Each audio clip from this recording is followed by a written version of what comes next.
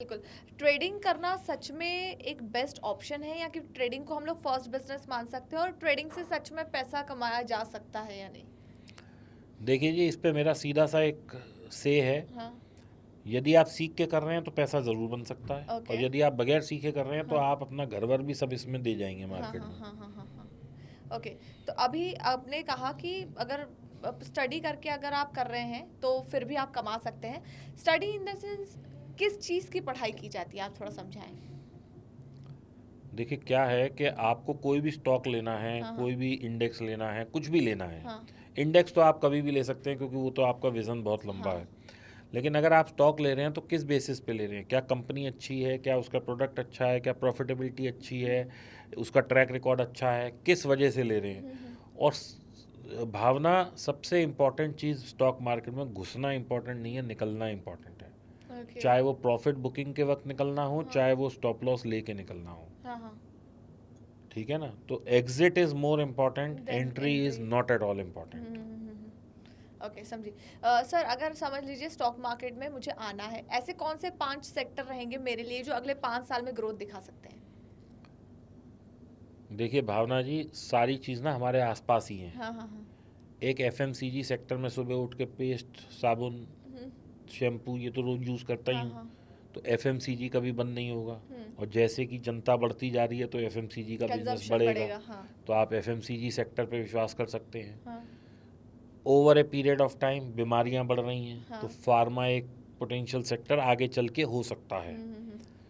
तीसरा, ऑटोमोबाइल एक ऐसी चीज़ है जो इंडिया में जनसंख्या बढ़ेगी तो गाड़ियाँ हों, बाइक हों, कार हों। अब वो कार ईवी भी हो सकती है, हाँ पेट्रोल डीजल भी हो हाँ सकती है, वॉट एवर इट इज़। हाँ। लेकिन ये सेक्टर बढ़ेगा ही बढ़ेगा। हम्म। चौथा, ऑयल एंड नेचुरल गैस एक फैक्टर है। आप ठीक है, गाड़ियाँ बंद हो जाएंगी, ईवी आ जाएंगी, लेकिन घर पे चूल्हा तो जलेगा। सही बात है। अब जैसे कि 100 से हम 140 करोड़ हो गए तो सबके घर में खाने की खपत तो बढ़ी गई ना, हाँ मतलब। हाँ हाँ। तो गैस की खपत तो बढ़ी रही है विद द टाइम। हम्म। ठीक है, मैं मान सकता हूँ कि पेट्रोल डीजल की खपत कम हो जाएगी क्योंकि ईवी आ गया, लेकिन ये ईवी भी बहुत सस्टेनेबल नहीं लगता मुझे। क्योंकि जो लिथियम आयन की बैटरी बन रही है वो lithium is more polluting than carbon pollution. Okay.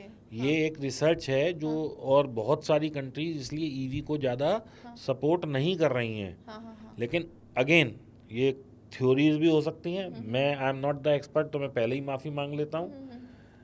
लेकिन ये बात मेरे को समझ में आती है कि जो बैटरी है उसका डिस्पोजल जो है वो कार्बन की एमिशन से ज़्यादा डिफिकल्ट काम है। ओके। ये कोई कॉमन मैन भी समझेगा। लेड हो, आप लेड को ऐसे नाली में नहीं उगा सकते, कंटेमिनेशन हो जाता है। लिथियम आयन हो, वो हाईली पॉइजनस है, उसको वो आप नहीं कर सकते। जबकि पेट्रोल हम सालों से जलाते आ रहे हैं गाड़ियों में। ठीक है, पॉल्यूशन नॉर्म्स हार्डन होते जा रहे हैं, स्ट्रिंजेंट होते जा रहे हाँ हैं, हाँ हाँ। लेकिन तेल से गाड़ियां तो चल ही रही हैं ना, और सच है। दुनिया में सब जगह चल रही हैं। हाँ हाँ हाँ हम चलो विकसित देश नहीं है, हाँ लेकिन विकसित देशों में भी तो वही हो रहा है। हाँ। तो इसका मतलब इससे बेटर विकल्प नहीं है। अब ईवी कितनी कामयाब होगी नहीं होगी, क्योंकि अभी ईवी की फर्स्ट जनरेशन है। 8 साल बाद जब इसकी बैटरी बदल दी जाएगी तो हमें नहीं पता वो बैटरी कितने की आएगी, 8 साल बाद कितना चलेगी वो। दूसरा, मेरे को एक ये भी डाउट है, जैसे मेरा फ़ोन मैं पहले दिन लेके आता हूँ जब खरीद के 1.5 लाख रुपए का, जी। तो ये मेरे को 24 घंटे बैटरी लाइफ देता है, बट आफ्टर 6 मंथ ये कुल 8 घंटे चलता है, और उसके बाद इसकी बैटरी लाइफ कम होती जाती है। अच्छा। अभी हमें नहीं पता ईवी के साथ ऐसा 4 साल बाद, 5 साल बाद, 6 साल बाद, 8 साल बाद क्या होने वाला हाँ है। हाँ हाँ। True, very true. हाँ ठीक है ना, अभी तो वो 500 किलोमीटर की रेंज दे रही है, हाँ। लेकिन उस वक्त हो सकता है 50 किलोमीटर दे, तो मेरे लिए तो बेकार हो गई। हाँ तो सच है। क्या मैं कितनी कॉस्ट में उस बैटरी की रिप्लेसमेंट लाऊंगा, इसलिए मुझे ईवी पे यकीन नहीं है। लेकिन हाँ, गाड़ियाँ चलती रहेंगी, हाँ। क्योंकि मुझे याद है जब मैं इतना छोटा बच्चा था तो मेरे घर में एक गाड़ी थी, आज मेरे घर में 8 गाड़ी हैं। ओके। हाँ। तो ठीक है। जैसे जैसे ग्लोबलाइजेशन बढ़ रहा है, महिलाओं का सशक्तिकरण बढ़ रहा है। अब जैसे मेरी डॉटर जॉब करती है, उसके पास अलग गाड़ी है, मेरी वाइफ काम करती है, उसके पास अलग है, मेरे पास अलग है, तो घर में 4 गाड़ियों की नीड हो गई। तो ये चीज़ें बढ़ती रहेंगी, तो ये एक सेक्टर ऐसा है। दूसरा, कंज्यूमर इलेक्ट्रॉनिक या कंज्यूमर जो कंजम्पशन वाली चीज़ें हैं वो कभी भी बंद नहीं होंगी। ये चीज़ें समय के साथ बढ़ रही हैं क्योंकि जनसंख्या बढ़ रही है, ये बढ़ेंगी। फिर एक सेक्टर आप जैसे कपड़े हैं, टेक्सटाइल। टेक्सटाइल, हर आदमी को कपड़ा तो पहनने को चाहिए ही ना। Very true. हाँ। तो ये सेक्टर कभी बंद नहीं होगा। जैसे जैसे पॉपुलेशन बढ़ेगी इसकी कंजम्पशन बढ़ेगी। तो ये कुछ चीज़ें ऐसी हैं जो समय के साथ कभी बंद नहीं होगी। और दूसरा, ये सेक्टर बढ़े, ये सेक्टर बढ़े, ये बढ़े मुझे नहीं पता। हाँ। लेकिन इन सब के बीच में एक कॉमन सेक्टर है जो हमेशा बढ़ता रहेगा, वो है बैंकिंग। ओके। हाँ। क्योंकि आज आप मान लीजिए एक बच्चा है, वो नौकरी कर रहा है, उसकी जैसे ही 1,00,000 1,50,000 की सैलरी हुई, उसने एक होम लोन ले लिया टैक्स बचाने के लिए।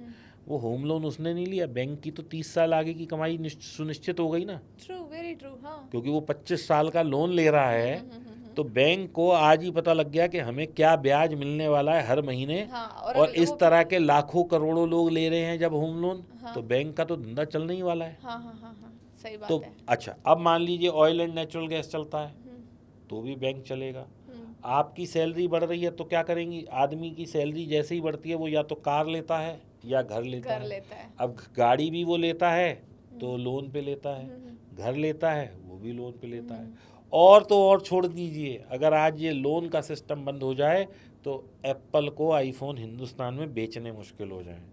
क्योंकि बात है। जो आदमी 25 से 30 हज़ार रुपये महीना कमा रहा है, वो भी कहता है मैं 5,000 की किस्त दे के तो 2 साल की आईफोन ले ही लूँगा। तो वो लड़का भी जो है अपने हाथ में आईफोन 16, 17, 18 जो भी लेटेस्ट चल रहा है मुझे नहीं पता, लेकिन वो चमका रहा है 1.5 लाख का फ़ोन। हाँ हाँ हाँ, सही बात क्योंकि है। उसे अपनी गर्लफ्रेंड को भी इम्प्रेस करना है, हाँ। उसे समाज को भी दिखाना है कि देखो मैं आईफोन लेके चल रहा हूँ, बिकॉज इट्स एन इंस्पिरेशन। हाँ, ट्रू, वेरी ट्रू। तो बैंक तो हर किसी बिजनेस की बैकबोन है ही है। ओके।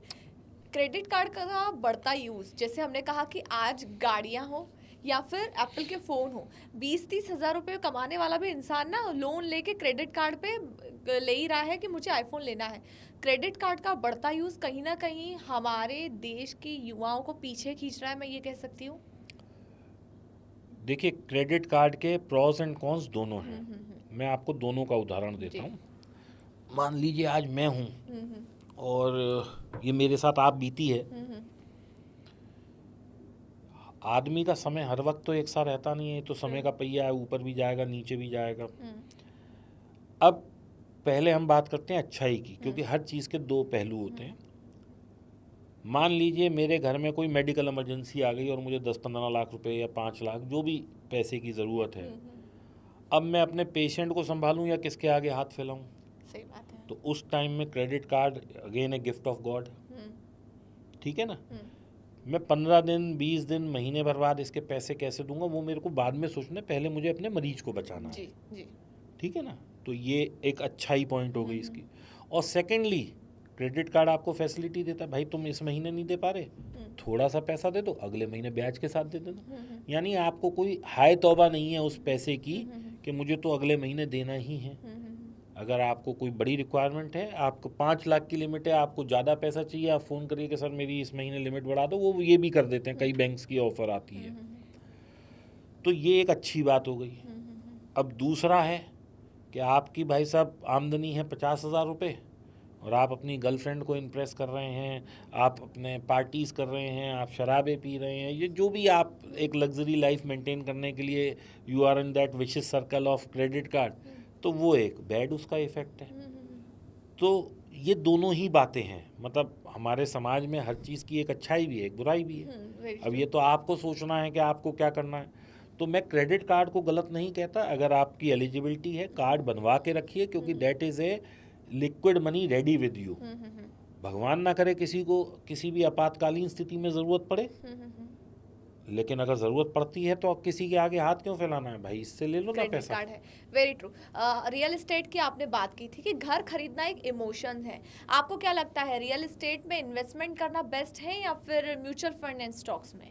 देखिए जी, घर आज की तारीख में जो हिंदुस्तान का महंगाई या दुनिया में हर जगह महंगाई का स्तर वैसे बढ़ ही रहा है, लेकिन हिंदुस्तान में पिछले 5 साल में जो रियल एस्टेट की कीमतें आसमान छू रही हैं, मैं तो किसी को एडवाइस नहीं करता कि भाई आपके पास एक से ज़्यादा घर होना चाहिए। So home should be your, it is not your investment, it is your need. आपको रहने के लिए घर चाहिए। अब मैं जिस घर में रहता हूँ उसकी कीमत 20 करोड़ है या 2 करोड़ है या 1 करोड़ है, मेरे लिए तो बेकार है, क्योंकि जब मैं बेचूंगा तब उसकी कीमत है, नहीं तो मेरे लिए तो घर है ना वो। घर है जी। हाँ, मेरे लिए तो वो जगह है जहाँ मैं रह रहा हूँ बस। तो इसलिए उसकी कीमत का कोई फर्क नहीं है। हाँ हाँ हाँ। ठीक है ना, हाँ, आपके पास एक घर होना चाहिए, आपकी यथानुसार होना चाहिए। यथानुसार का मतलब है कि आपकी अगर ज़रूरत। आपकी 1 लाख रुपए सैलरी है तो आपके पास उस हिसाब से घर होना चाहिए, आपके 10 लाख सैलरी है उस हिसाब से। ये आप गलती ना करें कि भैया मेरे तो आगे ग्रोथ होएगी और मैं अभी बड़ा घर ले लेता हूँ क्योंकि मैं ईएमआई दे सकता हूँ। आप लोग इस तरह की गलती करने से पहले ये भी सोच लें, भगवान ना करे किसी को गॉड फॉरबिड्स कुछ हो जाए, EMI लोन तो आपने लिया है, भुगतना आपके परिवार को पड़ेगा, और उस वक्त ये जो आपने सब थिएटर खड़ा किया ये भी बैंक ले जाएगा, क्योंकि बैंक इज़ अ अम्ब्रेला। बहुत मज़ेदार बात है भावना जी, समझने वाली। हाँ, हाँ, आज जिस आदमी को पैसे की ज़रूरत है बैंक उसे नहीं देता, हाँ, जिसको पैसा जिसके अकाउंट में पड़ा है बैंक उसके पीछे फ़ोन करता है, भाई लोन ले लो। जिस आदमी को वास्तविकता में जो परेशानी में है, जिसके पास पैसा नहीं है, जिसके 4 बार चेक बाउंस हो रहे हैं, जिसके ऊपर कर्जा है, बैंक कहता है no, we are not your friend. तो इसका मतलब क्या है, बैंक हमेशा पूंजीपतियों का फ्रेंड है। जिसके पास पैसा है bank is friend to them, कि तुम्हारे पास पैसा है मैं तुम्हारे साथ चल के अपनी नेटवर्थ बढ़ा लेता हूँ। बैंक उसको कभी पैसा नहीं देता जिसका माइनस में बैलेंस होता है। ओके, तो ये वेरी ट्रू, बहुत एक एक बड़ी सच्चाई कटु सत्य है जीवन का। हाँ, हाँ, हाँ, और ये कटु सत्य इस पे नहीं है। आज आप लाइफ में बहुत अच्छा कर रही हैं, भगवान ना करे कभी कोई ऊंच नीच हो जिंदगी में, या चलो हम आपको नहीं कोट करते, किसी भी एक व्यक्ति को जो लाइफ में बहुत बढ़िया जॉब वॉब चल रही है, सब बिल्कुल एकदम लेविश लाइफ जी रहा है, कल को उसकी जॉब चली जाती है या बिजनेस फेलियर होता है और वो डेट में आ जाता है, तो सबसे पहले जो सबसे नज़दीकी दोस्त होते हैं वही दूर चले जाते हैं। सच है। तो इसका मतलब क्या है, we are in the world of our owns. हम लोग बहुत सेल्फिश वर्ल्ड में जी रहे हैं। तो ये जो दुनिया है ये मतलब कोई आपकी मदद करने के लिए नहीं है, सब मजाक बनाने के लिए है। तो इसलिए आपकी मदद आपको खुद करनी है। तो सेविंग और खर्चा, इसका संतुलन जिस दिन बिगड़ा, that will be a tall on your health. और कहीं भगवान ना करे भगवान ने याद कर लिया तो भाई समस्या और बड़ी हो जाएगी। अच्छा, अब अगर किसी ने लोन लिया हुआ है, उनकी फैमिली है, ठीक है, कोई एक ब्रेड एंड बटर कमाने वाला इंसान है और उसी ने लोन लिया हुआ है और उसकी फैमिली है पीछे, उनकी वाइफ है, उनके बच्चे हैं, ठीक है, एंड वो घर पर है, he is the only person who is earning in that family. अगर कल उन्हें कुछ हो जाता है तो ऑब्वियसली वो लोन जो है इनको चुकाना पड़ेगा। ऐसे में सेफर ऑप्शन क्या है? देखिए, वैसे तो आजकल जब भी कोई ऐसी सिचुएशन होती है where only one person is working, तो बैंक कहता है भाई साहब लोन लेना है तो साथ में ये मैंडेटरी इंश्योरेंस लेनी पड़ेगी। ओके, टर्म इंश्योरेंस हम कह सकते हैं। वो टर्म नहीं होती, वो that is only for the loan. अच्छा, okay, for that loan. For that loan. तो उसमें क्या होता है, पहले महीने मान लो आपका 1 करोड़ का लोन है, तो वो 1 करोड़ कवर होगा। अगले साल 90 लाख का लोन रह गया तो 90 लाख ही कवर होगा। तो उस हिसाब से कंपनीज के साथ टाई अप होता है लोन कंपनी का, और जो कंपनी इंश्योरेंस करती है जी। लेकिन एक बहुत इम्पॉर्टेंट सेक्टर है जिसको इंश्योरेंस बोलते हैं, जिस पे लोग काम नहीं करते। तो मैं आप लोगों के आपके माध्यम से ये भी कहना चाहूँगा कि हर घर में एक मेडिक्लेम होना चाहिए जी। क्योंकि देखिए बीमारियां बता के नहीं आती, और अभी हमने बहुत रीसेंट पास्ट में ही देखा है, कोविड जैसी बीमारी आ जाए कोई तो कितने पैसे हम लोगों ने सिर्फ हवा ऑक्सीजन के लिए दे दिए। मैं खुद एडमिट हुआ था, जबकि आज तक सब लोग कहते हैं कोविड का कोई इलाज नहीं है, वो इंजेक्शन तो बहुत बाद में आया। जब मैं भर्ती हुआ तो मुझे क्या दे रहे थे, कोई दवाई तो थी ही नहीं, तो दे क्या रहे थे, स्टेरॉइड दे रहे थे। स्टेरॉइड का इंजेक्शन कितने का है, 100, 200, 500, 2000, 5000 का, लेकिन the bill was in lakhs, because उस वक्त जो हॉस्पिटल चल रहा था वो कमाने के लिए बैठा है। तो आप ये समझ लें, चाहे वो बैंक हो, हॉस्पिटल हो, स्कूल हो, रेस्टोरेंट हो, सब कमाने के लिए बैठे हैं। आपको अपनी प्लानिंग अपने हिसाब से करनी पड़ेगी ताकि आप you don't fall prey for anyone. Okay,